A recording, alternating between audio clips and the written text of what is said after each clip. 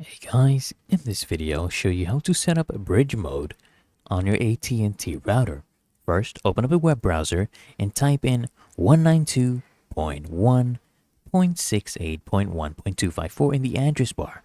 Then just go click on the go button or press the enter key on the keyboard and you'll be on this page.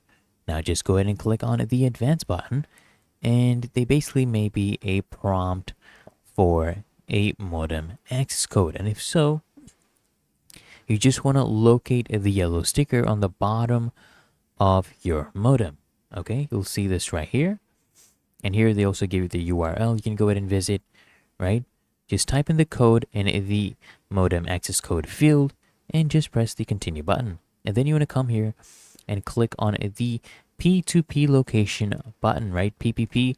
Select the radio button next to PPP is on the computer. Okay, gateway or router. Just click on this and then click the save changes option.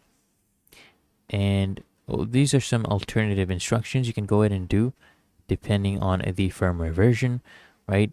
Go to the same link and then go ahead and click on the go button or press the enter key keyboard and then come here and select broadband DSL line button. Click on the configure connection button right here. Choose bridge Ethernet from the protocol drop down. And then just come here and click on save and restart connection button and you're all set. So I hope this guide provided value to you, and if it did, consider smashing that like button as well as subscribing to frequently asked questions, and I'll see you guys in the next one.